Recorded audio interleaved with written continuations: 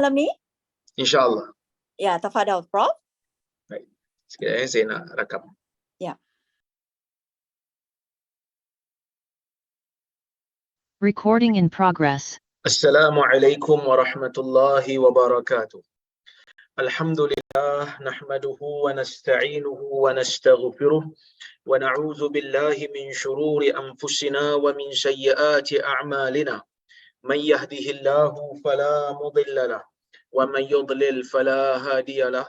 Ashhadu an la ilaha illallah wahdahu la syarika lahu wa ashhadu anna Muhammadan 'abduhu wa rasuluh. Allahumma salli wa sallim ala Muhammad wa ala alihi wa sahbihi ajma'in. يا أيها الذين آمنوا اتقوا الله حق تقاته ولا تموتن إلا وأنتم مسلمون. يا أيها الناس اتقوا ربكم الذي خلقكم من نفس واحدة وخلق منها زوجها وبث منهما رجالا كثيرا ونساء واتقوا الله الذي تساءلون به والأرحام إن الله كان عليكم رقيبا. يا أيها الذين آمنوا اتقوا الله وقولوا قولا سديدا يصلح لكم أعمالكم ويغفر لكم ذنوبكم ومن يطع الله ورسوله فقد فاز فوزا عظيما. فإن أصدق الحديث كتاب الله وخير الهدي هدي محمد وشر الأمور محدثاتها وكل محدثة بدعة وكل بدعة ضلالة. أما بعد. Muslimin dan muslimat yang dirahmati oleh Allah Subhanahu wa taala sekalian. Alhamdulillah, kita bersyukur pada malam ini kita dapat bersama-sama berhimpun dalam kuliah Zoom ini untuk kita sambung semula kuliah kita menggunakan kitab Nihayatul Alam, pengakhiran bagi alam ini, yang ditulis oleh Syekh Al-Arifi. Dan hari ini insya-Allah kita nak sambung pada bab yang ke-71, iaitu bab pada membicarakan berkenaan dengan sidqu ru'yal mu'min, benarnya mimpi orang yang beriman. Kata Syekh, ar-ru'a wal ahlam fil manam laha ma'anin wa ahkam. Kata Syekh, mimpi ni sesuatu yang kita lihat di dalam tidur mempunyai makna dan mempunyai hukum-hukum. Minha ma huwa sadiq ka falaqis subh. Sebahagian daripada mimpi ni ada yang benar, seperti mana cahaya pagi. Ni semalam kita duk cerita, masa saya baca kuliah tafsir, kita baca tentang sebab nuzul bagi surah Al-Alaq. Aisyah radhiyallahu anha mengatakan, awwalu ma budi'a bihi Rasulullah sallallahu alaihi wasallam min ar-ru'ya min al-wahyi ar-ru'ya as-salihatu fi an-nawm fa kana la yara ru'ya illa ja'at mithla falaki subhi. Perkara pertama, kata Aisyah, yang dimulakan oleh Allah Azza wa Jalla daripada wahyu ini ialah Allah Azza wa Jalla memberikan kepada Nabi sallallahu alaihi wasallam mimpi yang baik di dalam tidur, dan Nabi tak tengok mimpi itu melainkan ia datang seperti cahaya pagi. Maksudnya mimpi Nabi itu jelas. Sebab itu kata Syekh, minha ma huwa sadiq. Sebahagian daripada mimpi tersebut ia mimpi yang benar. Maksudnya mimpi yang memberikan berita akan datang yang benar. Wa minha ma huwa kadhib. Sebahagian mimpi ini tak benar. Sebahagian mimpi ini hanya yang kita panggil sebagai penipuan, pembohongan. Wa minha adghasu ahlam wa ahadithu nafs.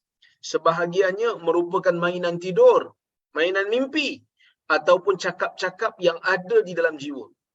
Saya dulu pernah, waktu zaman belajar lah, orang katakan dekat universiti, kita dah prepare ni kan, nak masuk exam.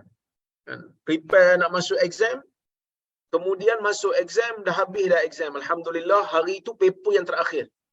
Jadi bila dah masuk paper yang terakhir tu, balik tu dah tenang lah kan. Balik tu dah tenang, dah boleh relax. Tapi malam tu tidur, mimpi pula. Mimpi final exam tak habis lagi. Dalam mimpi tu bukan main kecewa lagi. Aku ingat mimpi dah apa, aku ingat exam dah habis rupanya tak habis lagi. Tapi itu semua adalah mainan tidur yang tidak memberikan apa-apa makna. Jadi mimpi ni ada yang dipanggil sebagai mimpi yang benar, ada mimpi yang tak benar. Macam yang saya sebut tadi. Ada juga mimpi yang merupakan cakap-cakap dalam jiwa yang terbawa-bawa masuk ke dalam mimpi kita. Wa qad akhbara an-nabiy sallallahu alaihi wasallam akhbaran 'anil ru'a tata'allaq bi asyrati as-sa'ati wa 'alamatiha. Dan Nabi sallallahu alaihi wasallam ada menyebutkan beberapa khabar tentang mimpi yang berkaitan dengan tanda-tanda kiamat dan berkaitan dengan petunjuk bahawasanya kiamat itu makin hampir. Wa ru'ya salihah juz'un min 46 juz'an minan nubuwah. Kata Syekh, mimpi yang benar ni, mimpi yang betul ni, mimpi yang memberikan khabar ni, yang betul ni merupakan satu juzuk daripada 46 juzuk daripada kenabian. Apa maksud satu juzuk daripada 46 juzuk kenabian? Para ulama berbincang dan berbahas dalam masalah ni. Abul Abbas Al-Qurtubi dalam kitab dia Al-Mufhim, dia mengatakan bahawasanya sebahagian ulama mengatakan satu juzuk daripada 46 tu adalah bermakna waktu Nabi sallallahu alaihi wasallam diberikan dengan mimpi oleh Allah Azza wa Jalla sebelum Jibril alaihi salam datang kepada Nabi di Gua Hira. Sebelum Nabi sallallahu alaihi wasallam diberikan wahyu di Gua Hira, yang pertama Allah Azza wa Jalla kata, aliran ulama yang memilih pandangan ni, dia kata Allah Azza wa Jalla telah memberikan Nabi SAW mimpi selama 6 bulan dulu. 6 bulan Allah Ta'ala bagi mimpi. Bagi mimpi yang baik, bagi mimpi yang benar, mimpi yang bila mimpi kita tahu pada masa akan datang ni ini akan berlaku, kita boleh jangka. Dan itu diberikan oleh Allah Azza wa Jalla kepada Nabi selama 6 bulan. Kemudian Nabi sallallahu alaihi wasallam berada di Madinah dan di Mekah dalam dakwah selama 23 tahun. Kan kalau kita kira 6 bulan, kita ratiokan dia, kita nisbahkan dia dengan 23, jadi dia satu daripada 46 lah. Kan? Satu daripada 46 juzuk. Itu sebahagian ulama tu berpandangan lah. Tapi pandangan yang tepat ialah pandangan ni tak apa tepat lah saya kata. Sebab apa? Sebab Nabi sallallahu alaihi wasallam apabila telah diberikan oleh Allah Azza wa Jalla dengan wahyu, Jibril datang dekat dia, bukan bermakna Nabi lepas tu tak terima dah mimpi daripada Allah. Nabi masih terima mimpi daripada Allah. Kan? Kita semua tahu Nabi sallallahu alaihi wasallam pernah bermimpi. Sebelum daripada peperangan Uhud, Nabi bermimpi. Kan pedang Nabi patah. Nabi bermimpi melihat haiwan disembelih. Kan? Begitu juga Nabi sallallahu alaihi wasallam diberikan oleh Allah Azza wa Jalla dengan mimpi sebelum Nabi berhijrah ke Madinah. Ini semua mimpi-mimpi yang datang setelah daripada Jibril bertemu Nabi sallallahu alaihi wasallam. Jadi pandangan yang kata seperti mana itu tak, yang saya sebut tadi tu tak berapa tepatlah. Ya, tak berapa tepat. Habis tu apa yang tepatnya?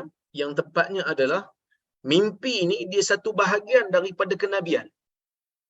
Kerana mimpi memberi khabar pada masa akan datang. Itu mimpi yang benar lah, bukan semua mimpi macam ni tak.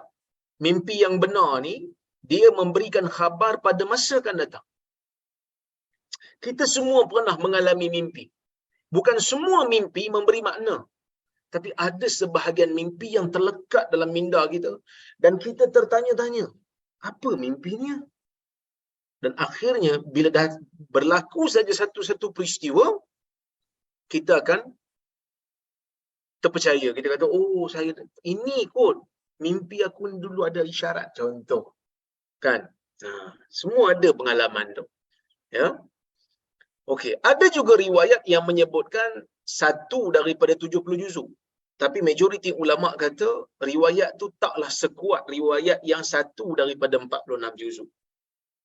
Jadi kalau nak kira riwayat yang paling kuat dalam masalah ni satu daripada 46 juzuk lah. Ada yang kata satu daripada 70. Ada yang kata satu daripada nombor-nombor lain juga. Tapi ada yang sebahagian kata ini berbeza ni melihat kepada tahap kesalehan seseorang.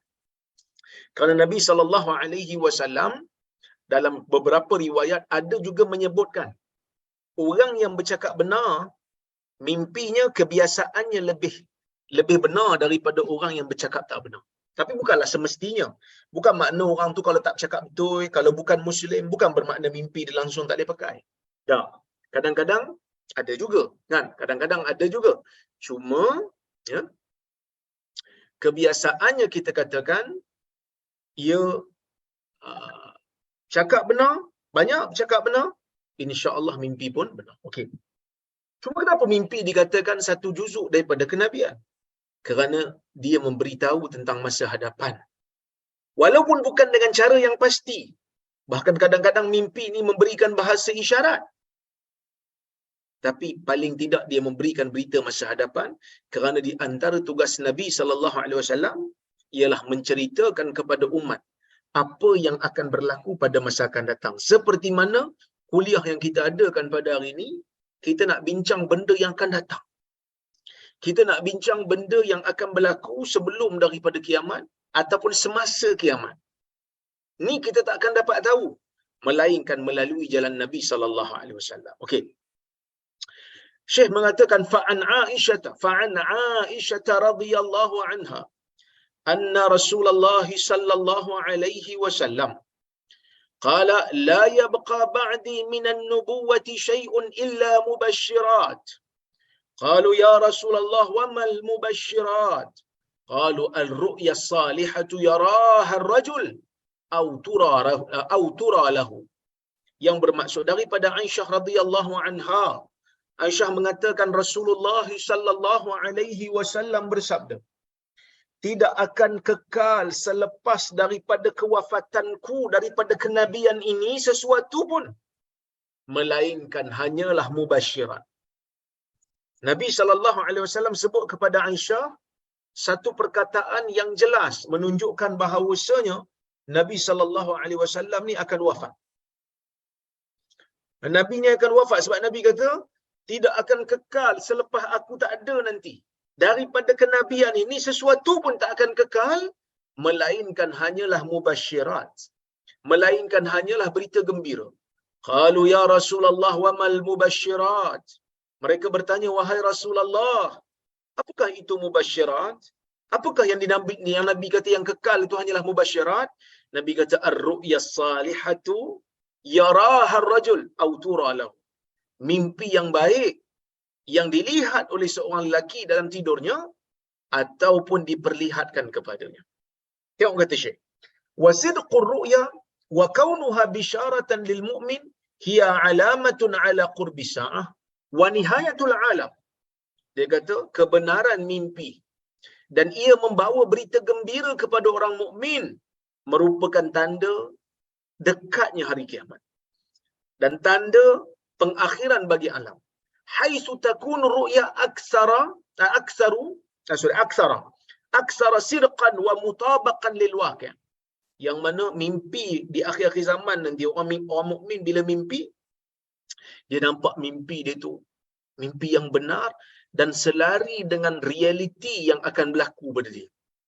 Wal mu'min aksaru salahan wa ghurbatan bainan nas.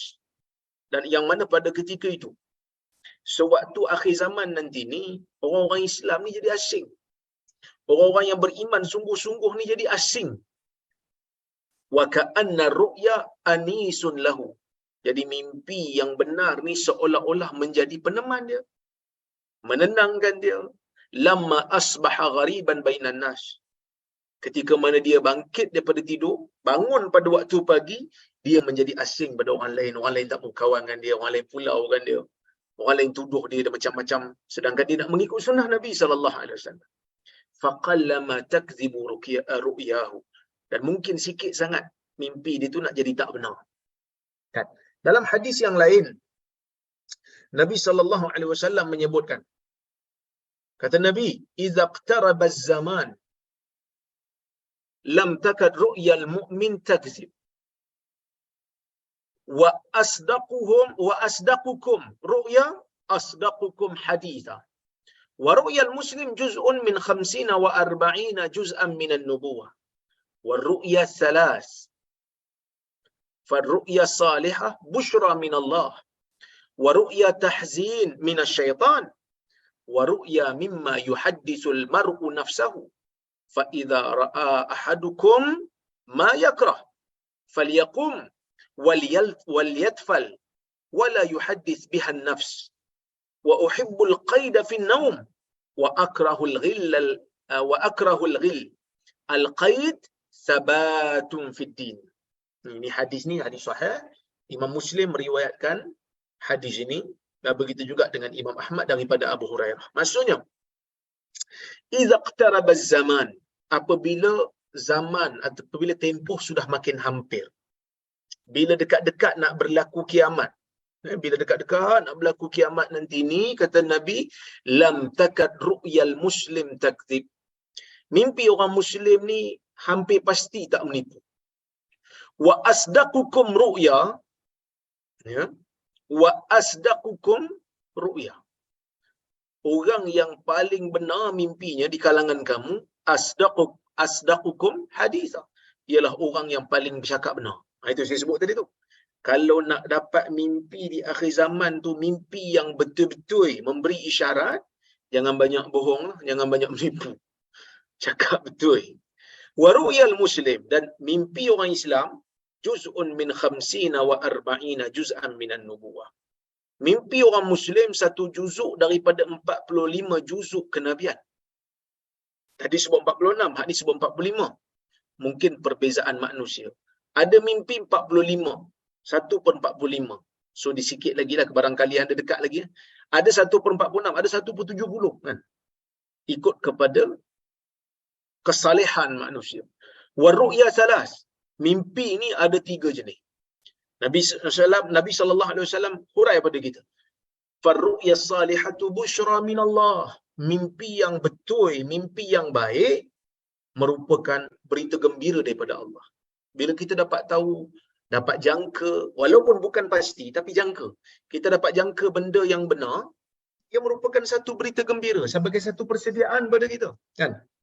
Satu persediaan yang kita boleh buat sesuatu untuk bersedia bila nak bertemu dengan dia. Samalah macam kita belajar hadis-hadis fitan ni, tuan-tuan, kan? Bila kita bincang tentang hadis-hadis fitan ni, sebenarnya ia paling tidak memberikan kita sedikit keselesaan. Rasa tenang sikitlah sebab tahu pada masa akan datang apa yang berlaku, so kita boleh prepare di zaman ni. Wa ru'ya tahzin minasyaitan. Mimpi yang menyedihkan daripada syaitan. Kan? Wa ru'ya mimma yuhadditsul mar'u nafsah. Ada satu lagi mimpi yang menjadi mainan tidur. Kita duk cakap dalam hati sebelum tidur sampai bawa benda tu ke dalam mimpi. Kan? Jadi sebab itu bila kita bermimpi ni, kita kena tahu mana satu kategori, kita kena jangka mana satu kategori. Kan? Jangan bila kita mimpi itu mimpi yang menyedihkan, kita kena tahulah mimpi yang menyedihkan ni mimpi daripada syaitan. Kan? Bukan mimpi daripada semestinya daripada orang lain nak buat apa kat kita, tak. Contohnya lah kan, kadang-kadang isteri mimpi suami buat benda tak elok, padahal dia mimpi je, dia pergi marah lelaki dia. Awak buat apa? Semalam saya mimpi sekian. Mana saya tahu? Awak yang mimpi, bukan saya. Kan? Ini benda-benda yang kadang-kadang kita kena belajar juga sikit-sikit, kan, supaya kita tak menyalahkan orang lain sedangkan kita yang mimpi. Kita yang bercakap-cakap sebelum kita tidur dalam hati kita, lah kali orang lain kena tanggung mimpi yang tak berapa nak sedap. Sebab mimpi mana boleh pilih. Kita bukan macam Netflix, kan, boleh pilih-pilih mana yang kita nak tengok. Tak.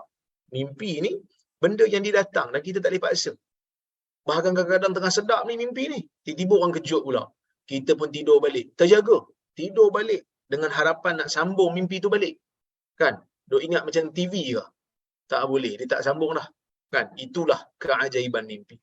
Nabi SAW mengatakan, ya, fa in ra'a ahadukum ma yakrah.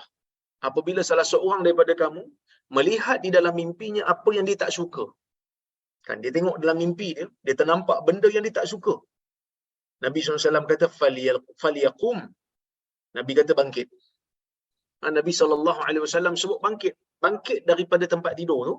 Dalam riwayat lain disebut alihkan posisi. Supaya kita dapat mimpi yang lain pula yang baik. Supaya kita dapat mimpi yang baik, seolah-olah macam kita nak tafaul.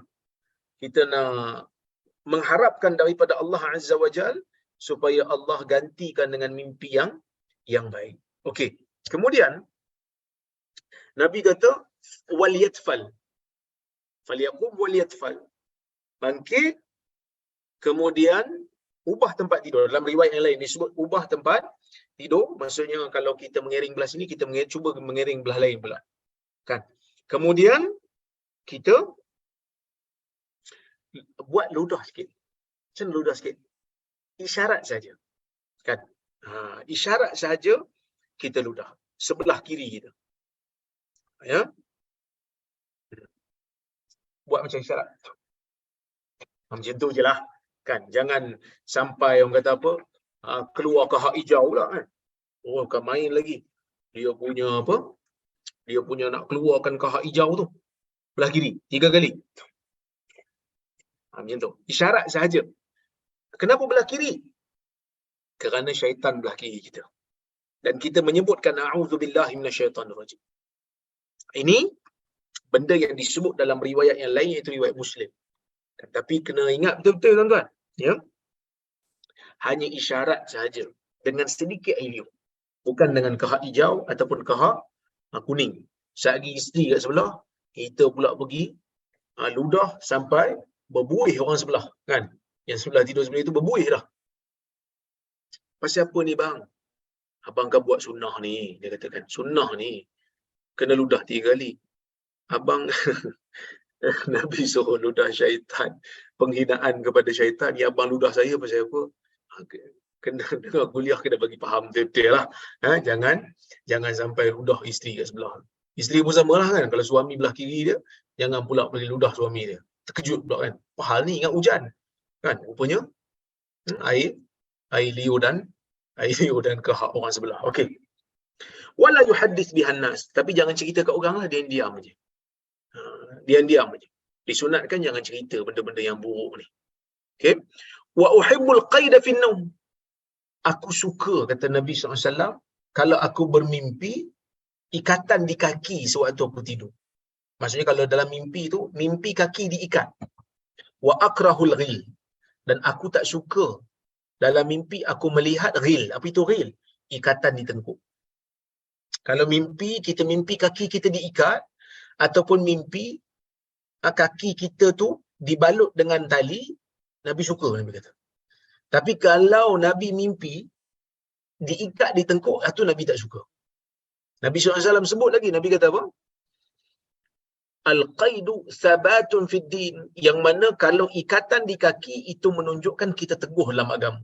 Manakala kalau ghil di tengkuk, kita mungkin itu mungkin petanda yang kita ni tertunduk dengan makhluk. Manakala kalau kaki diikat, kita tak bebas dalam dunia ni, kita taat kepada Allah Subhanahu wa taala. Itu yang Nabi sebut. Ibn Hajar kata apa? Ibn Hajar kata wa ma'na kauni ru'yal mu'min fi akhir zaman la takadu takdzib annaha taqa'u ghaliban ala sifatin wadihatil ma'na.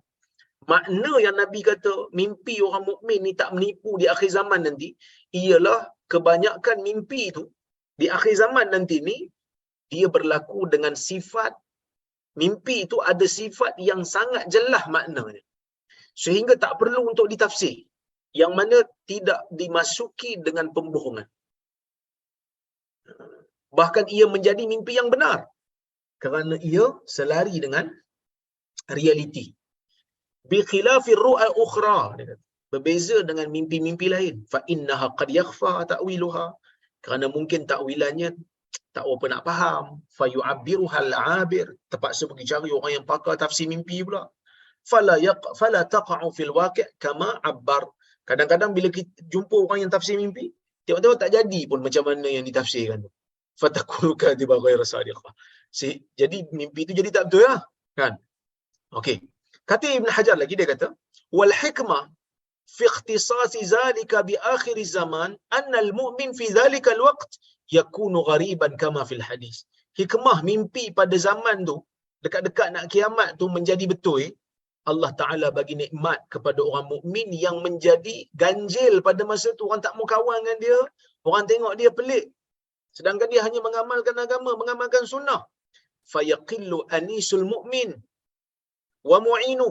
Sehingga pada zaman tu, orang yang nak berkawan dengan dia pun kurang, orang yang nak bantu dia pun kurang. Fayukarrimallahul mu'min birru'yas salihah. Lalu Allah pun memuliakan mukmin ni dengan mimpi yang baik. Allati tusbituhu ataupun tusabbituhu 'alal haqq wa tubashshiru bihi. Yang mana mimpi tersebut, mimpi yang benar tu boleh mengukuhkan jiwanya untuk berada di atas kebenaran dan memberi berita gembira kepada. Okey? Baik. Cuma saya nak juga sebut satu benda supaya kita semua tak keliru. Apa dia, tuan-tuan? Bila kita sebut tentang mimpi, bila kita sebut tentang mimpi, mimpi memberikan isyarat, mimpi memberikan khabar pada masa hadapan, tapi tetap mimpi kita ni bukan hujah dalam agama. Tak boleh kalau malam ni tuan-tuan tidur, tuan-tuan mimpi, terus esok jadi satu syariat baru pula. Saya mimpi semalam, tuan-tuan, kita kena solat hari Rabu macam solat hari Jumaat 2 rakaat. Tak boleh diamalkan kerana agama telah pun sempurna. Habis tu, mimpi untuk apa yang kata mimpi betul itu? Mimpi tu hanya untuk ramalan masa depan, peringatan dan sebagainya. Okey. Cuma para ulama berbeza pendapat. Bila yang kata zaman kebanyakan mimpi orang mukmin ni betul? Bila tu yang kata akhir zaman ni? Akhir zaman ni panjang juga sebenarnya. Kata Syekh ada 2 pendapat. Dia kata wa hunalika ihtimalan li tahdidi zaman. Di sana ada 2 kebarangkalian untuk kita tentukan masa bila. Yang kata mimpi orang mukmin di akhir zaman ni banyak yang betul. Pendapat pertama kata anna dhalika yaqa'u idza qubida al-'ilm wa ghabat ma'alim asy-syari'ah bisababil fitan wal qital. Ia berlaku ketika mana ilmu diangkat. Maksudnya bila mana ulama-ulama dimatikan oleh Allah Azza wa Jal dan telah hilang ilmu-ilmu agama, telah hilang simbol-simbol agama, syiar-syiar agama disebabkan oleh kerana bencana, disebabkan oleh kerana peperangan, disebabkan oleh kerana kemaksiatan, fayusbihul mu'min ghariba. Pada waktu kemaksiatan berleluasa, orang mukmin yang sebenar-benar mukmin ni jadi asing. Fayu'awwidhu bil mara'i as-salihah. Ataupun fayu'awwadu, Allah gantikan ataupun digantikan waktu tu, orang-orang mukmin ni digantikan dengan mimpi yang baik dalam jiwa. Wa bihadza qala Ibn Hajar. Ini pandangan Ibn Hajar lah. Pandangan yang kedua kata anna dzalika yaqa'u fi zaman Nabiillah Isa. Ada yang kata pada zaman Nabi Allah Isa. Lianna ahla zamanihi aslahu zamanin fi hadhihi al-ummah ba'da sahabatil kiram. Kerana zaman Nabi Isa memerintah dunia ni, waktu tu manusia lebih baik daripada sekarang. Bahkan di antara zaman yang terbaiklah selepas ketiadaan zaman sahabat. Wa asdaquhum aqwalan wa ahwalan wa ru'ahum la takadu takdzib. Kerana mereka cakap betul, keadaan mereka pun baik, mimpi mereka pun tidak berbohong. Tapi apa pandangan yang tepat? Wallahu alam, sebab hadis tak cerita. Kita cuma kata ia akan berlaku di akhir zaman bila, wallahu alam, sama ada waktu bencana keluar ataupun waktu Nabi Isa turun. Wallahu alam, kita tak tahu. Yang penting kita percaya kerana hadisnya ada. Okay, kita masuk kepada bab yang baru, iaitu kasratul kadhib, pembohongan yang berleluasa.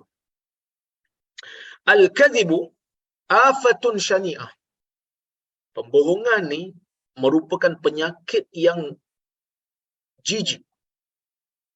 Wala yazalu rajul yakzib wa yataharra al-kadhib hatta yuktab 'inda Allahi kadzdzaba. Seorang individu kalau dia menipu dan sentiasa menipu, Asyik nipu je kerjanya, sehingga ditulis di sisi Allah dia pembohong.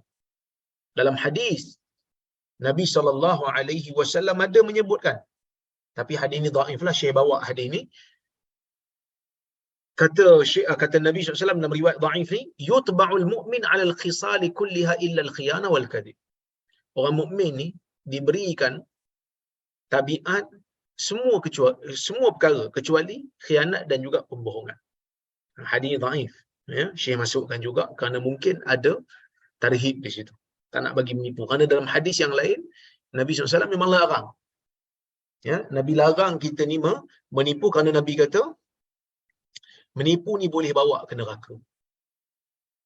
Menipu ni boleh bawa kepada kejahatan, dan kejahatan membawa ke neraka. Iyakum wal kadhib fa innal kadhib yahdi ila al fujur wal fujur yahdi ila an-nar. Kan? Itu di antara apa yang disebut oleh Nabi, hati-hati kamu jangan berbohong, kerana berbohong boleh membawa kepada kejahatan, kejahatan boleh membawa kepada neraka. Wa kana sallallahu alaihi wasallam idza tala'a ala ahadin min ahli baitihi kadhiba kadhbatan lam yazal mu'ridan anhu hatta yuhdisu taubah.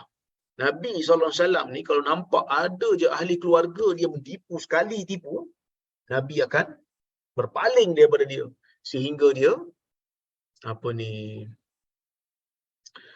sehingga orang yang menipu tu bertaubat. Itu maksudnya Nabi serius lah. Wa min alamati sya'ah, dan di antara tanda-tanda kiamat, ayyafshual kadhibu bainan nas. Pembohongan berleluasa di kalangan manusia. Fala yatawarra'u ar-rajul 'anil kadhib fi hadithi. Seorang mungkin tak peduli pun dia menipu dalam percakapan dia. Wa adami tasabbut fi naqlil akhbari bainan nas. Kadang-kadang duk sebar berita tanpa semak, duk sebar je sampai kat dia sebar. Sedangkan Nabi SAW pernah menyebutkan dalam muqaddimah Sahih Muslim, dinukilkan oleh Imam Muslim, Nabi SAW kata, kafa bil mar'i kadhiban ayyuhadditha bi kulli ma sami'.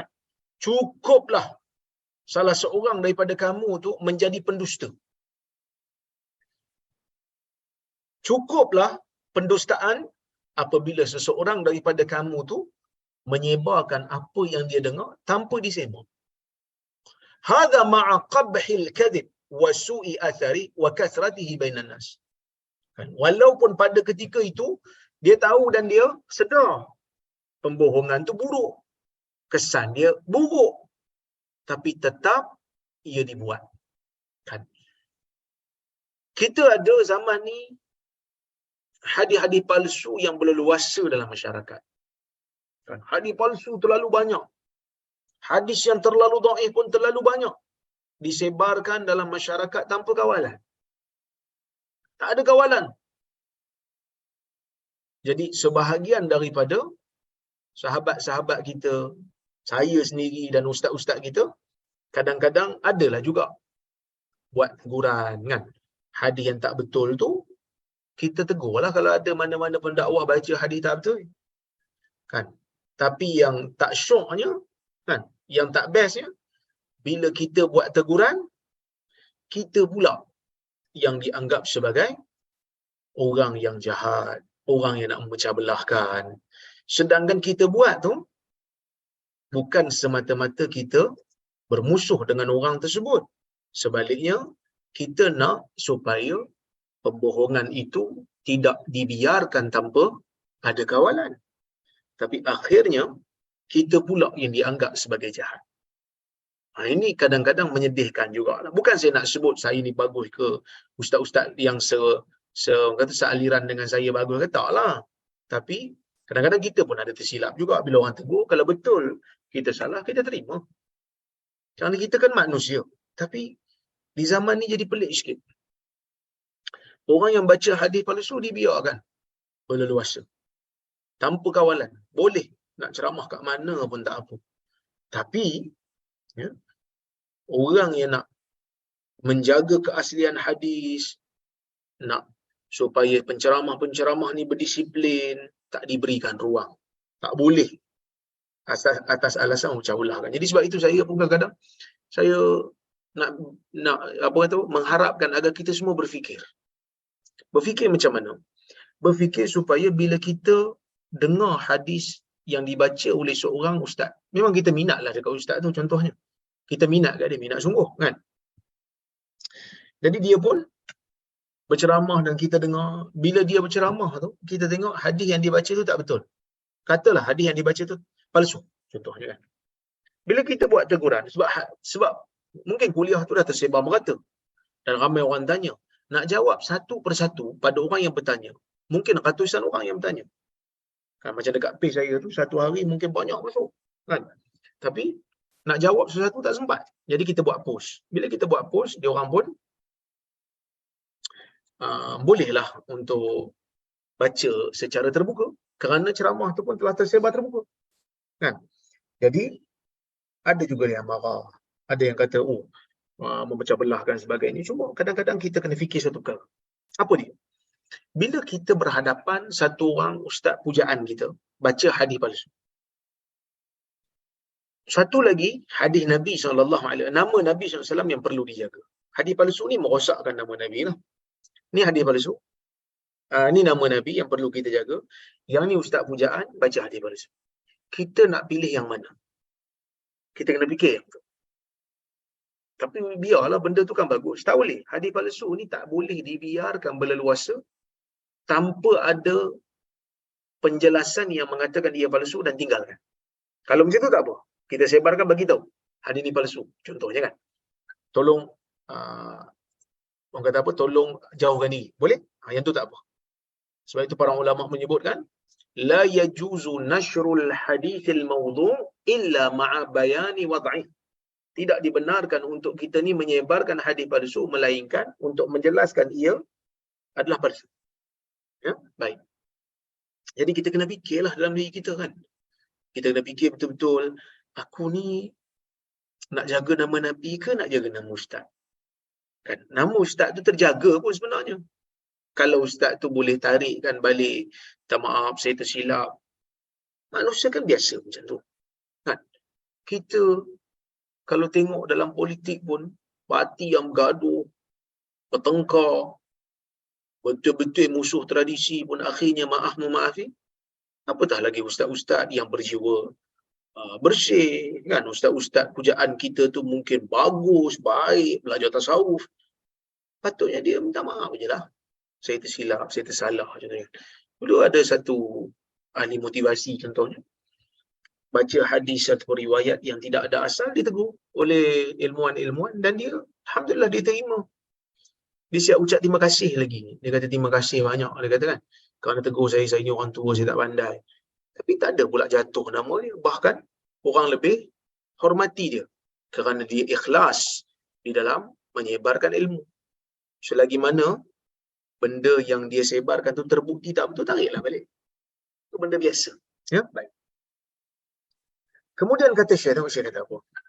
Fa'an Abi Hurairah, daripada Abu Hurairah radhiyallahu anhu, anna Rasulullah SAW qala, yakunu fi akhir zaman dajjalun kadzabun ya'tunakum minal ahadith bima lam tasma'u antum wala aba'ukum fa iyyakum wa iyyahum la yudhillunakum wala yaftinunakum.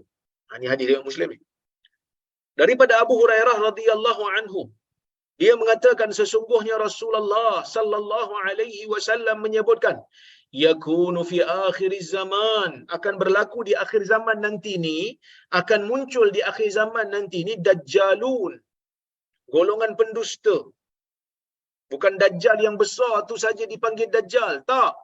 Ada lagi dajjal yang lain, pembohong, pendusta yang lain. Kadzabun, yang menyebarkan pendustaan mereka. Ya'tunakum minal ahadis, membawakan kepada kamu hadis-hadis, membawakan kepada kamu cerita-cerita, bima lam tasma'u antum wala aba'ukum, sedangkan kamu dan bapa kamu tak pernah dengar pun hadis tu. Kamu dan bapa kamu tak pernah dengar pun berita tu. Fa iyyakum wa iyyahum, hati-hati kamu dengan mereka, jangan terpedaya, jangan mereka menyesatkan kamu, dan jangan pula mereka ini menjadikan kamu tak tahu mana satu yang betul, mana satu yang salah. Jangan mereka kelirukan kamu. Maksudnya Nabi SAW dah beri pesanan dah. Di akhir zaman ni ada banyak dajjal. Sebab itu tuan-tuan, kalau kita baca kitab-kitab hadis, kitab-kitab hadis palsu, ada je orang ulama melabelkan orang tu sebagai dajjal, melabelkan orang ni sebagai dajjal. Sebab apa? Sebab dia bohong dalam hadis. Kan Nabi SAW sebut dajjal, dia sebut dajjal tu. Dajjal minat dajajilah. Dia ni dajjal, pembohong daripada dajjal-dajjal yang ada. Sebab tu kalau setakat ustaz-ustaz belajar hadis yang hari ni duk tegur penceramah-penceramah yang glamour-glamour sikit ni, kalau dia tersilap baca hadis ke, tersebar hadis palsu ke, kita tak panggil lagi lah mereka dajjal, kerana kita tahu mereka bukan sengaja. Kadang-kadang pun kita terlepas juga kan. Cuma kita tak panggil lah dajjal. Tapi zaman dulu memang kerah. Memang kerah. Dajjal dia panggil. Dajjalun khabis. Dajjal lagi jijik. Ada. Kita tengok dalam kitab-kitab hadis yang membicarakan tentang ilmu rijal. Nanti saya nak kempen jugalah. InsyaAllah pada hari Khamis ni ada satu seminar yang akan dibuat di KUIPS oleh Universiti Islam Perlis, dan saya pun baru mendapat berita daripada Fakulti Quran Sunnah, Dekan Fakulti Quran Sunnah, Profesor Madya Dr. Azwira, mengatakan Tuanku Raja Muda Perlis akan berangkat ke seminar ni, dan ada online insya-Allah bersama dengan panel. Ada 3 orang panel. Panel yang pertama Profesor Madya Dr. Azwira, panel yang kedua Dr. Kamilin, dan panel yang ketiga Rozaimi Ramli. Saya lah tu. Dan diucaptamakan oleh Mufti Negeri Perlis. Tuan-tuan, sebenarnya di Perlis ni semalam kita baru ada dialog terbuka kan. Dialog terbuka berkenaan dengan Wahabi. Adakah dia aliran ahli sunnah ataupun aliran sesat? Semalam kita buat, alhamdulillah ramai yang datang, hampir kalau ikut bilangan kerusi tu hampir 400 lebih jugalah, 450 yang datang. Alhamdulillah. Di antara Ustaz Saman Ali dan juga Ustaz Engku Ahmad Fadil dan Kiai Hidayat. Dua-dua, sebab 2 orang tu, Ustaz Engku dan juga Kiai Hidayat tu, mereka lebih mengatakan Wahabi ni sesat, terkeluar daripada Sunnah wal Jamaah. Ustaz Salman pula kata sebaliknya. Jadi tuan-tuan, saya recommend tengok, tonton video dialog semalam yang saya kira bermula pada pukul 8.30 pagi sehingga habis pada pukul 3 petang. So satu pembentangan dan juga interogasi, soal jawab dan bidasan yang sangat-sangat menarik. Tak terasa pun duduk berjam-jam dalam dewan kan. Tak terasa lapar pun. Masya-Allah. Boleh tengok tuan-tuan. Ada orang kata, apa ni buat debat, dialog apa semua ni, apa dia punya faedah? Faedah dia ada tuan-tuan. Apa dia? Semalam panel bersetuju yang Perlis dan otoriti agama Perlis bukan Wahabi. So adalah lepas ni janganlah tuduh Perlis Wahabi lagi dah. Kan? Jadi itu di antara faedah. Dan sebenarnya dialog ni tak salah. Dialog ni memang budaya masyarakat bertamadun, dia dialog.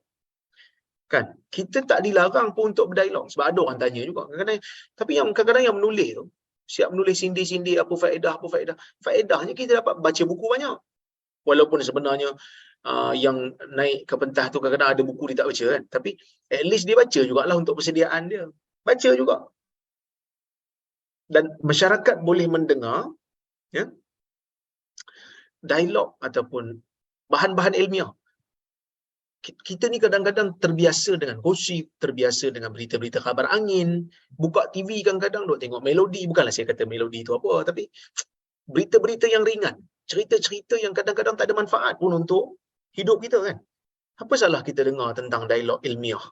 Buka kitab ni, buka kitab tu, at least kita dengar tu adalah manfaat. Exercise otak kan. Tapi ada pensyarah yang boleh sindir-sindir. Kadang-kadang saya pun pening, tapi pensyarah. Tapi tak suka dialog kan. Saya suka, tapi dia orang tanya juga saya, kenapa Rora tak jadi panel? Saya pertama, kerja rektor ni tak menantangkan saya. Dulu saya turun dialog. Ada masa saya turun. Tapi sekarang ni dah jadi rektor ni tuan-tuan, dia susah sikit sebab dah jadi pentadbir. Hari-hari mesyuarat daripada pagi, malam pula kuliah, kadang-kadang mesyuarat pun sampai malam.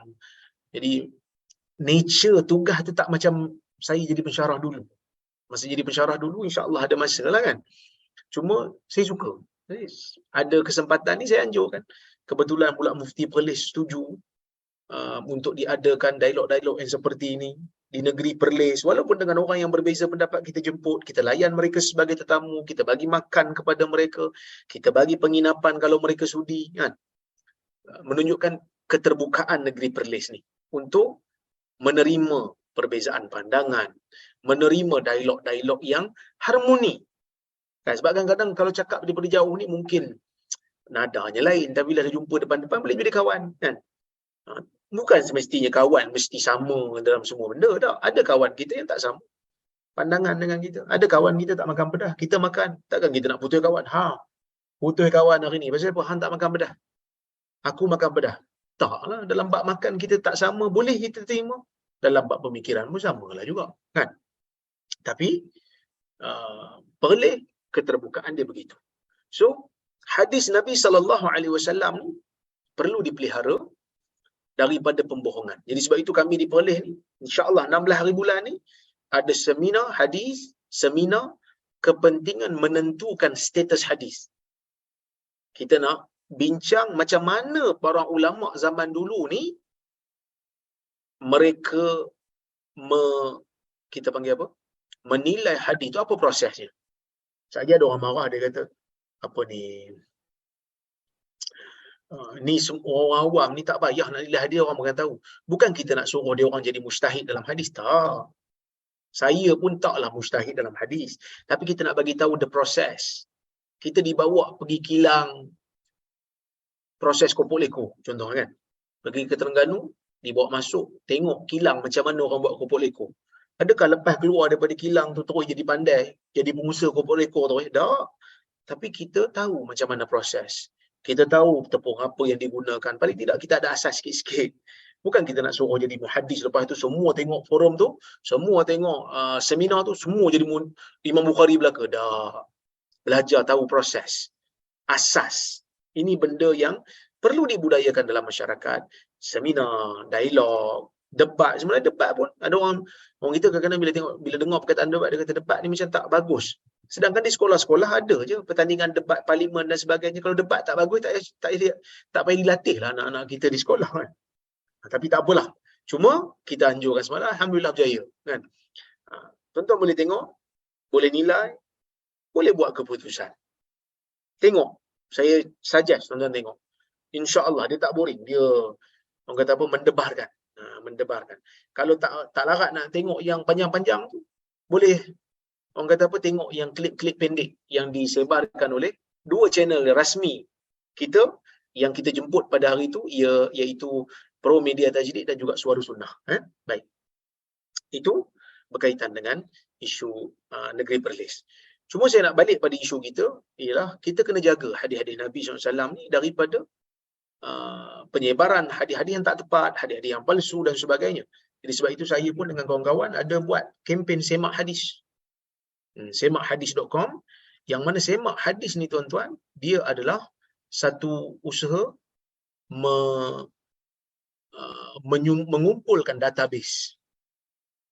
Mengumpulkan database hadis-hadis dhaif dan palsu, kita letakkan di satu tempat. Hadis dhaif dan palsu kita letakkan di satu tempat untuk orang-orang nak check, kan, untuk orang check hadis ni sahih ke tak sahih. Dan kita panggil apa, dia punya laman web ialah semakhadis.com. Semakhadis.com. Jadi yang biasa ikut kuliah saya ni dia tahulah hadis ni semakhadis.com. Yang ni kita buat geran saya masa kat UPSI dulu, kita buat 400,000 tajaan Telekom Malaysia demi nak menjaga martabat hadis. Sebab Nabi SAW dah bagi tahu kat kita dah, siap-siap. Nabi kata apa? Dalam hadis yang lain kata Syekh, wa an Jabir ibni Samurah radhiyallahu anhu anna Rasulullah sallallahu alaihi wasallam qala inna baina yaday sa'ah kazzabin fahdharuhum. Hadis riwayat Muslim. Daripada Jabir bin Samurah, Nabi SAW bersabda, nanti dekat-dekat nak kiamat nanti ni akan muncul kazzabin, akan muncul pendusta-pendusta. Fahdharuhum, hati-hati dengan mereka. Jangan terpedaya dengan mereka. Jangan tertipu dengan mereka. Bahkan dalam hadis yang lain Nabi SAW sebut perkataan yang lebih menakutkan kita. Apa Nabi kata? Du'atun ila abwabi jahannam. Di akhir zaman nanti ni akan muncul pendakwah-pendakwah yang mengajak orang masuk ke dalam neraka. Nabi kata du'at, yang mengajak manusia. Dia bukan paksa. Bila kita kata pengajar, bila Nabi kata pengajar, kan? Pengajak ni maksudnya dia pujuk. Macam pendakwah, ala-ala pendakwah jugalah kan? Ala-ala pendakwah. Jadi, mungkin di akhir zaman nanti ni, nampak macam orang yang menipu pun nampak seperti benar. Seperti mana hadis yang kita bacakan sebelum ini, pembohong dikatakan benar. Orang yang benar dikatakan pembohong. Ni di akhir zaman. Di akhir zaman. Tuan-tuan dan puan-puan dirahmati oleh Allah Subhanahu wa taala sekalian. Ni kita kena bersedia. Jadi macam mana kita nak tahu hadis sahih ke tak sahih? Kena bertanya kepada orang yang belajar hadis. Jangan pergi tanya dekat orang yang tak belajar ilmu hadis kerana berkemungkinan dia tak apa tahu. Dia kata apa? Kata Syekh, "Wama aktsaral hadis, wama aktsaral ahadis wal akhbar wal qasas al ghariba fi hadha zaman liqillati wara'in nasi 'anil kadhib." Berapa banyak berita-berita, khabar-khabar, kisah-kisah yang ganjil di zaman ini. Banyak pembohongan-pembohongan. Kerana apa? Kerana kurangnya warak manusia ni daripada menipu. Zaman dulu, di zaman jahiliah, kan? Di zaman jahiliah, kita tengok dalam hadis, Nabi memang tak bagi menipu. Bukan sahaja orang Islam tu tak mau menipu. Kadang-kadang orang Quraisy pun mereka berat hati nak menipu. Kadang-kadang mereka ni berat hati nak menipu. Jadi zaman tu zaman menipu dianggap sebagai satu akhlak yang buruk secara universal. Secara universal nampak macam penipuan itu satu benda yang tak diterima oleh orang di zaman dulu. Tapi zaman ni siap sampai kena buat akta berita, akta penyebaran berita tak sahih. Akta penyebaran berita tak sahih. Sebab apa jadi macam tu? Sebab orang kita tak, orang kata apa, tak ada warak. Dalam pembohongan ni dia tak ada warak. Asal boleh lepas diri dia, kira okey lah. Yang penting boleh lepas diri aku. Ini yang menyedihkan lah. Walihada hadzara an-nabi sallallahu alaihi wasallam min tasdiqi kulli syai' wa tanaquli. Oleh kerana tu Nabi SAW memberikan amaran. Nabi beri amaran. Jangan membenarkan semua benda yang sampai kat kita. Kena semak. Kafa bil mar'i kadiban ayyuhaddisa bi kulli ma sami'. Cukup salah seorang daripada kamu tu dah dikira berdusta bila dia sebar semua benda yang dia dengar tanpa menyemak. Kan? Ustaz, saya cuma sampaikan aja. Saya cuma share aja. You kena verify lah. Tak, sebelum you nak share, you kena verify. Kerana bukan semua orang baca secara habis. Kadang-kadang dia ambil je. Kadang-kadang dia ambil je. Dia tak baca habis pun. Berapa ramai di kalangan, berapa ramai di kalangan sahabat-sahabat kita yang kadang-kadang tanya saya. Dia kata, Rora, buku Nabi dah ajar kita zikir dalam solat ada lagi? Saya kata, itu bukan buku saya. Bukan ke Rora yang, bukan ke you yang promote kitab tu? Saya kata, iyalah saya pernah promote lah kitab tu. Tapi kitab tu sahabat saya tulis, Ustaz Reza yang tulis. Oh iya ke? Padahal dah tertulis lah dekat kulit. Syah Reza Kamaruzaman. Bukan saya. Saya hanya beri kata pengantar. Ada seorang lagi tulis, sahabat saya juga, Ustaz Mustafa Suki, dia tulis 40 kisah tak sahih di meja penceramah. Dia minta saya bagi kata pengantar. So saya bagi kata pengantar. Nama saya dan nama dia ada dekat kulit. Tapi saya kata pengantar. Dia penulis. Tapi orang dah ingat buku tu buku saya. Itulah kata, zaman ni kadang-kadang orang senang keliru. Kan? Senang sangat nak keliru. Sebab apa? Sebab bukan semua orang baca teliti macam kita. Jadi sebab itu sebelum nak sebar, jangan lupa untuk semak dulu. Ya? Jangan jangan jangan lupa untuk siasat dulu. Barulah kita sebar. Okey. Sebab bila dah mula tersebar, nak tarik balik tu susah. Bila mula kita sebarkan, orang dah ambil, orang dah percaya betul, then orang ingat benda tu sahih. Sedangkan kita tak semak, orang terpedaya dengan kita dan kita terpaksa menanggung bebanannya. Okey. Fala budda min at-tasabbut fil akhbar. Kena semak, kena cek betul-betul. Allati nanquluha, yang kita nak sebarkan, yang kita nak pindahkan kepada orang lain. Hatta la nakuna min jumlatil kadzabi, supaya kita tak jadi termasuk dalam golongan orang-orang yang pembohong. Fanaqa'u fi zalal wal isyan. Dan kita akan tiba-tiba terjebak dalam zalal, dalam kegelinciran dan juga dalam kemaksiatan. Ya.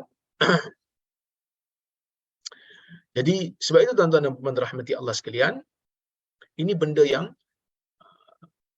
kita sedang hadapi pada masa sekarang ni, yang kita tak boleh nak lari, iaitu kena semak berita. Jangan terburu-buru nak sebarkan. Tanya, check 2-3 sumber untuk mendapatkan kepastian. Tambahan pula sekarang ni nak sebar berita-berita senang. Masuk dalam WhatsApp, masuk dalam grup, dia akan tersebar. Bahaya. Takut-takut kita pula kena tangkap nanti ni. Okey, kita pergi kepada bab yang terakhir sebelum kita tamatkan kuliah pada hari ini. Wuqu'ut tanakur bainan nas. Manusia makin tak kenal di akhir zaman nanti. Inda kasratil mihan wal fitan takhiful alaqatu bainan nas. Bila banyak sangat bencana, banyak sangat ujian, hubungan sama manusia tu jadi macam kurang sikit. Sehingga mungkin membawa kepada pemutusan ukhuwah. Putus ukhuwah. Kan? Ataupun tadaburil qulub, mungkin sampai berpaling, jiwa berpaling. Kan? Manusia tidak berkawan melainkan kerana ada masalah dunia. Kan? Jadi sebab itu Nabi SAW menyebutkan di dalam sebuah hadis riwayat Ahmad dengan sanad, dengan rijalnya ataupun sanad dia, perawinya siqah, perawinya sahih. Fa'an Huzaifah ibn al-Yaman qala su'ila Rasulullah SAW 'ani sa'ah. Huzaifah kata Nabi SAW ditanya tentang kiamat. Nabi kata ilmuha 'inda rabbi la yujalliha liwaqtiha illa hu. Ilmu berkenaan dengan kiamat ni di sisi Tuhanku, Nabi pun tak tahu. Dan Allah Azza wa Jalla tidak menzahirkan kepada sesiapa pun. Hanya dia je yang tahu. Walakin sa'ukhbirukum bimasharitiha. Tapi aku akan bagi tahu kamu tentang tanda-tandanya. Wa ma yakunu baina yadayha. Dan aku akan bagi tahu kepada kamu apa yang akan berlaku sebelum kejadian kiamat tu nanti. Inna baina yadayha fitnatan wa harja. Dekat-dekat nak berlaku kiamat nanti ni akan berlaku bencana dan akan berlaku harja. Sahabat bertanya, ya Rasulullah, al-fitnatu qad arafnaha. Sahabat kata, ya Rasulullah, fitnah ataupun bencana tu kami tahu. Fal haraj mahu. Perkataan haraj ni apa dia pula? Nabi kata bilisanil habsyah al-qatl. Haraj tu dengan lidah orang Habsyah, dengan bahasa orang Habsyah dipanggil sebagai pembunuhan, al-qatl. Ya. Wa yalqa bainan nas wa yulqa bainan nas at-tanakur. Dicampak di kalangan manusia ni tidak mengenali sama mereka. Fala yakadu ahadun ya'rifu ahada, sehingga seseorang tak kenal orang lain. Kalau kita tengok di zaman ni, orang yang hidup di dalam apartmen, di dalam kondominium, kadang-kadang orang sebelah dia tak kenal, orang bawah dia tak kenal, orang atas tak kenal kan. Jadi benda ni macam dah berlaku dah di zaman ni, yang mana kita terpaksa untuk terima hakikat bahawasanya jiran-jiran kita pun kadang-kadang kita tak kenal. Itu yang sedih tu. Okey.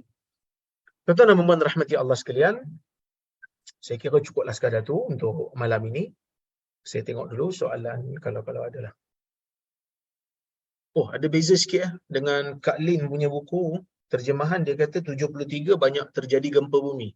Dekat saya ni 73 manusia tidak mengenali antara satu sama lain. 74 baru banyak gempa bumi. InsyaAllah kalau ada rezeki kita sambung kuliah akan datang ni, dua minggu akan datang, dengan tajuk kasratuz zalazil, banyaknya gempa bumi, insya-Allah.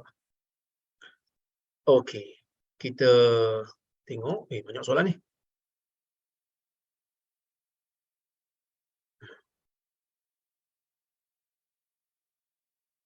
Ya, saya tengok dulu.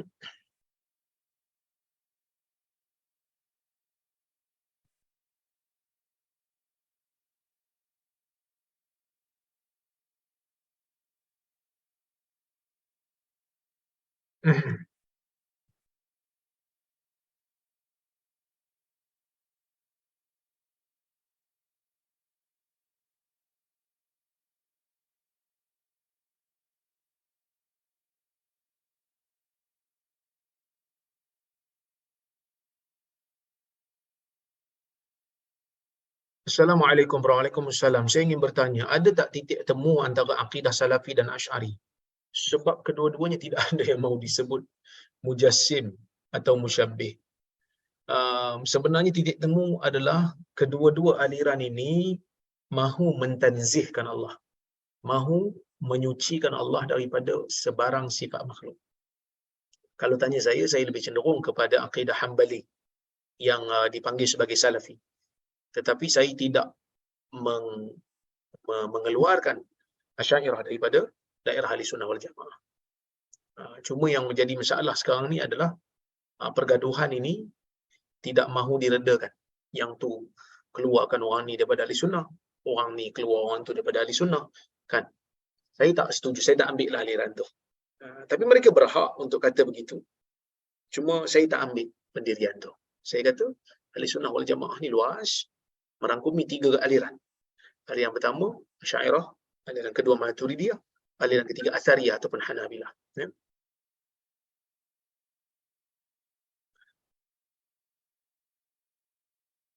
Assalamualaikum tuan. So mimpi dan tanzil definitely tak sama maksud atau fungsi.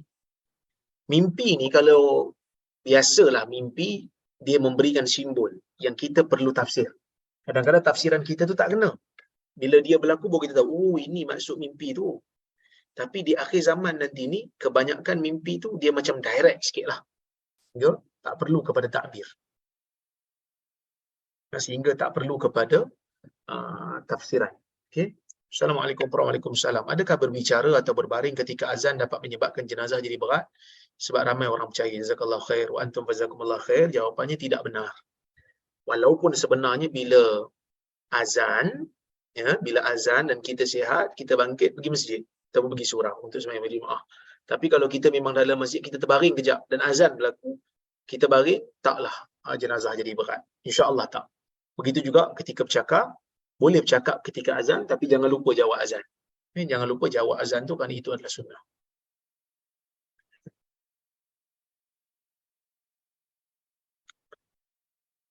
Doktor, betulkah the best time untuk bersedekah adalah waktu kita rasa hati ni berat dan kedekut nak menghulur? Ini petikan saya dengar daripada ceramah Dr. Mazhar. Nabi SAW sebut, sekejap ni ada hadis ni, sekejap. Hadisnya sahih daripada Nabi SAW ketika mana badan kita kuat, ketika mana kita masih lagi ada perasaan bakhil, maka pada waktu tu adalah waktu yang terbaik. Nabi SAW menyebutkan, sahabat bertanya kepada Nabi SAW, dia kata, Ya Rasulullah, ayyus sadaqah afdal ajra? Ya Rasulullah, mana satu sedekah yang paling baik, yang paling banyak pahalanya? Nabi SAW menyebutkan, antusaddiq ataupun antasaddaq wa antas sahih syahih, takhshal faqr wa ta'malul ghina. Ketika mana yang bagusnya sedekah ni ketika mana engkau sihat dan engkau ada rasa kedekut nak benda tu, masa tu kau bagi. Engkau takutkan kepada kemiskinan dan kau mengharapkan kekayaan, masa tu bagi. Kenapa? Kerana waktu tu kita memang lawan lah. Kita lawan perasaan kita, sayang pada dunia, kita dahulukan akhirat. Okay? Tengok juga doktor semalam sampai habis. Terima kasih banyak kepada Puan Zarilah, kan. Mudah-mudahan ada manfaat lah. Tahniah, saya suka sebab Ustaz Saman berdialog sebab banyak sumber ilmiah yang hebat-hebat dikongsikan. Alhamdulillah, kan banyak ilmu yang kita dapat semalam. Assalamualaikum warahmatullahi wabarakatuh. Betul ke mahar Ummu Habibah 400 dinar? Itu diceritakan dalam sebahagian kitab-kitab sirah memang gitulah. Soalan kedua, boleh ke zaman sekarang orang guna mahar sebagai 1 dinar instead of 300 atau ikut negeri? Mahar ni dia hak bagi wanita dan juga dia perbincangan wali dengan pihak suami. bakal suami. Jadi bincang betul-betul lah. Bincang betul-betul supaya hak isteri itu tak orang kata apa, tak terganggu dan tak terzalimi. Cuma Nabi SAW ada menyebutkan, Nabi kata sebaik-baik perempuan itu ialah yang paling mudah urusan perkahwinannya. Jadi kalau ni jangan minta mahal-mahal sangatlah. Sebab ramai sekarang ni orang tak kahwin, orang tak menikah. Jadi mudahkan urusan pernikahan tu. Alhamdulillah, tahniah Kuib banyak buat program-program ilmiah. Sangat suka follow. Setiap kali join mesti akan dapat tambahan ilmu. Dialog semalam memang suka sangat, tak berganjak dari pagi sampai puan. Last penyerahan sagu hati. Terima kasih banyak kepada Puan Ian Zihan yang sokong Kuib. Itulah Kuib ni dia ada sedikit kebebasan kerana Mufti Perlis ni dia terbuka. Dia orang kata apa, berikan kebebasan kepada kami. Yang mana mungkin IPTA pun susah nak dapat kebebasan tu. Alhamdulillah. Kan saya seronoklah bila saya mengetuai Kuib ni, banyak program-program ilmiah yang dapat kita buat. Sebab kalau mungkin di tempat lain mungkin ada kekangan dan halangan dan sebagainya, kan. Tapi kita buat. Di Kuib ni saya harapkan dia pentas Kuib ni ataupun fikrah Kuib ni dia menjadi satu pentas membincangkan isu-isu umat, sehingga kan bila ada je masalah ke isu yang berkaitan dengan umat ke, orang katanya Kuib ada buat seminar tak, Kuib ada buat dialog tak. Saya nak mengharapkan itulah, kita letak satu benchmark, satu garis tanda yang mana orang akan cari Kuib, dan Kuib akan terkenal lah. Sebab sebelum ni tuan-tuan mungkin tak kenal Kuib kan, sedangkan Kuib ni dah ditubuhkan 10 tahun dah. 2013 dia tertubuh sehingga hari ini 2023 kan, kita menyambut ulang tahun yang ke-10 kan. Tapi sebelum ni mungkin orang tak kenal. Jadi bila saya masuk, saya kata yang pertama sekali yang saya nak buat, selain daripada nak memperkemaskan pentadbiran, nak ramaikan pelajar, saya nak visibility. Saya nak keterlihatan Kuib supaya orang kenal. Okey. Assalamualaikum, Waalaikumsalam. Boleh tak Prof bagi tip macam mana Prof membahagikan masa dalam bentuk ilmu, mengulang kaji? Saya sangat menghormati Prof kerana saya pasti Prof memang tersangat sibuk orangnya dan tanggungjawab sebagai rektor, dengan kuliah-kuliahnya juga sebagai ketua keluarga, dan juga dengan menjawab soalan daripada media sosial. Pastinya tak semua orang boleh buat. Apa-apa pun saya sayang Prof sebab saya banyak belajar dan banyak manfaat yang saya dapat daripada kuliah-kuliah Prof. Jazakumullah khair. Ni terima kasih kepada Tuan Hermi. Ya. Pertama sekali, saya bukanlah orang yang baik, yang terbaik untuk dijadikan contoh. Cuma saya mengharapkan Tuan Hermi doalah untuk saya supaya Allah Subhanahu Wa Taala berikan saya keberkatan masa. Sebenarnya hari ini saya agak sedikit macam orang kata apa, lesu lah kan. Sebab saya bagi tahu kat staff, saya kata hari ini saya tak larat. Kan, saya follow up sikit-sikit je isu-isu pejabat yang mana penganjuran dialog semalam dan sebelum-sebelum ni yang mana jadual saya terlalu padat menyebabkan saya tak cukup tidur sikit. Saya penat. Kalau tanya kenapa, macam mana boleh urus masa? Tuan-tuan, saya kata saya mengharapkan rahmat daripada Allah Subhanahu Wa Taala. Dan sebenarnya family saya banyak faham lah. Isteri saya banyak bantu. Boleh saya kata kalau saya nak pergi mana-mana lepas daripada kahwin ni, memang isteri saya lah siap beg. Saya tak tengok pun dah sampai pun saya tengok. Dah sampai ke destinasi pun saya tengok kan. Jadi itulah yang sedikit yang saya boleh rasa ringan sikit lah kan, kerana ada orang bantu. Ya. Anak-anak pun dia orang dah biasa dah travel sana sini tu, dia orang dah biasa, dia orang follow je kan, mungkin daripada kecil dah terbiasa begitu kan. Tapi nak kata saya orang bagus lah, dapat urus masa yang baik, tak. Kadang-kadang serabut juga, kadang-kadang langgar juga deadline kan. Jangan jadikan saya sebagai contoh lah. Banyak isu-isu lain yang perlu diperbaiki lah diri saya ni, insya-Allah. Baik, ini ada banyak soalan. Kalau saya kata apa, terlepas tu saya minta maaf ya. Ustaz, boleh perempuan solat jemaah subuh di masjid? Boleh, dengan syarat tidak memakai wangi-wangian dan tidak berhias-hias. Menutup aurat ya, dalam keadaan orang kata apa, tidak memakai wangi-wangian dan tidak terlalu menonjol. Ya, tidak terlalu menonjol. Jadi kalaulah kata seorang perempuan tu dia nak pergi ke masjid, suami kena izinkan dululah. Ya, suami kena izinkan dulu. Suami pun orang kata apa, dimakruhkan untuk melarang isteri. Ya, untuk melarang isteri pergi ke masjid. Tapi kalau solat di rumah itu lebih baik. Ya, solat di rumah, afdalu salatil mar'ati fi baitiha. Salat yang terbaik bagi perempuan adalah di rumah dia. Tapi kalau dia nak pergi masjid boleh. Sebab dalam hadis riwayat Muslim disebut la tamna'u ima Allah masajid Allah. Jangan kamu halang hamba-hamba perempuan Allah ni untuk pergi ke masjid-masjid. Boleh, tak ada masalah. Okey.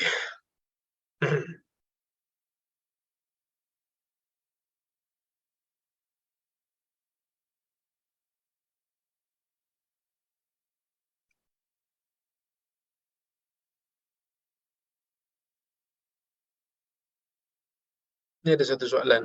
Jika ada air mani yang keluar daripada kemaluan terkena pada pakaian dan baju, adakah kena basuh sehingga hilang bau, warna dan rasa? Macam basuh najis ataupun basuh macam biasa? Dia gini, Abu Aswad yang bertanya, air mani ni ulama berbeza pendapat. Ada yang kata najis, seperti dalam mazhab Hanafi. Dia kata najis. Jadi kena basuhlah, kena hilangkan. Ya, cuma mereka menyebutkan boleh kikis kalau kering. Tapi pendapat yang tepat ialah pendapat mazhab Syafi'i dan juga mazhab Hanbali. Mereka mengatakan mani itu, air mani tidak najis.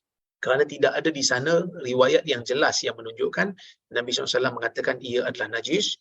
Bahkan di dalam hadis Aisyah, Nabi SAW ya, pernah salat dalam kata apa, pakaian yang air mani kering dan dah dikikis. Yang mana kalau kikis dia tak habis, dia tak hilang semua. Dia akan ada sedikit kesan. Tetap Nabi SAW bawa pergi salat, yang mana itu menunjukkan ia tidak najis lah.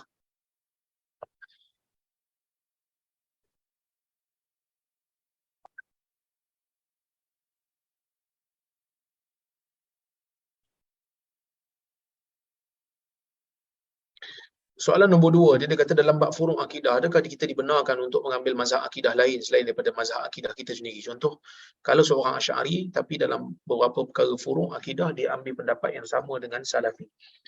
Yang ni saya tak tahu ada tak perbezaan dalam furung akidah antara mazhab ke mazhab, kerana dalam satu mazhab tu sendiri pun dalam masalah furung kadang-kadang mereka berbeza pendapat dalam satu mazhab pun.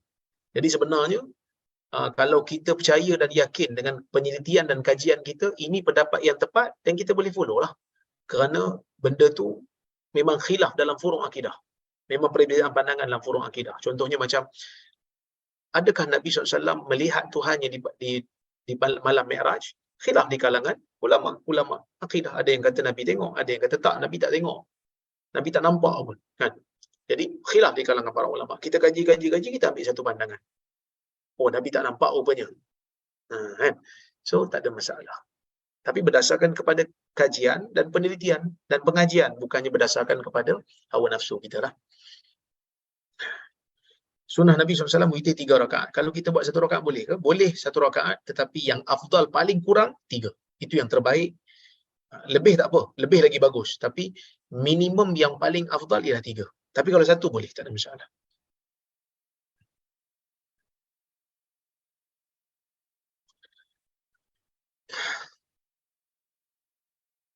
Assalamualaikum warahmatullahi wabarakatuh. Kenapa tak buat topik adakah benar ada aliran Wahabiyah? Sebab saya rasa topik diskusi semalam Wahabiyah aliran sesat atau ahli sunnah wal jamaah sepertinya macam boleh mengelirukan orang awam.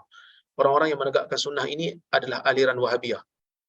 Maaf Prof, ini mungkin pandangan saya, mungkin saya salah. Sebenarnya Wahabi ni ada, tapi dia pengikut Muhammad bin Abdul Wahab lah. Pengikut aliran politik. Muhammad bin Abdul Wahab ni aliran politik. Dan aliran yang ada di Saudi.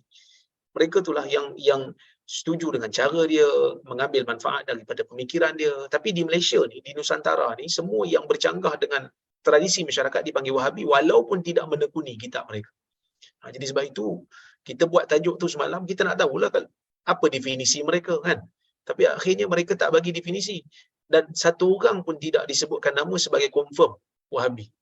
Gagal lah sebenarnya kan. Maksudnya gagal kita nak meletakkan satu definisi. Kita nak kata dia terkeluar daripada Ahli Sunnah wal Jamaah. Tapi siapa mereka tu? Apa definisinya? Kan? Dikatakan kalau definisinya pengikut Muhammad bin Abdul Wahab. Okey, pengikut. Tapi kat Malaysia ni ada orang yang tak ikut Muhammad bin Abdul Wahab. Saya tak ikut Muhammad bin Abdul Wahab. Saya tak belajar di Saudi, saya tak mengajar buku dia, saya tak menekuni pemikiran dia, tapi saya dipanggil Wahabi juga secara fitnah. Tapi semalam berjaya membuktikan apa dia? Boleh bukan Wahabi. Otoriti agama dia boleh bukan Wahabi. Lepas tu siapa Wahabi ni? Dia jadi macam hantu lah. Kan? Orang takut tapi tak ada pun sebenarnya. Ya? Macam mana kita nak sesatkan satu aliran sedangkan tak ada definisi yang tepat? Kan? Ambil ini, ambil apa ni, ambil kitab tu, ambil kitab tu, ambil kitab ni, ambil kitab ni, lepas tu kita tahu Wahabi sesat. Sedangkan mana kita nak tahu orang tu betul Wahabi ke tidak? Letak definisi dulu baru kita tahu. Kan? Ini benda yang kita kena tahu. Okey.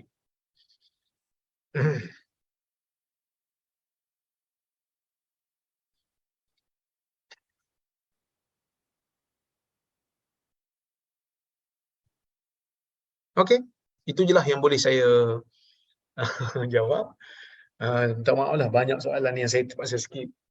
InsyaAllah kita jumpa di lain masa. Saya ucapkan terima kasih banyak kepada Nur Islam Academy, Kak Lin dan Datuk Ayub Khan yang menganjurkan kuliah bagi kita pada hari ini dan setiap hari Ahad ni, dan semua tim beliau. Moga Allah Ta'ala berkati hidup mereka. Terima kasih juga pada tuan-tuan dan perempuan yang hadir mendengar kuliah saya pada malam ini. InsyaAllah saya doakan juga tuan-tuan diberikan kesihatan, kelapangan jiwa dan juga keberkatan dalam hidup. Kita jumpa lagi. Saya mohon maaf terkasar bahasa tersilap kata. Aku qawli hadza wa astaghfirullahal azim li wa lakum. Wassalamualaikum warahmatullahi wabarakatuh.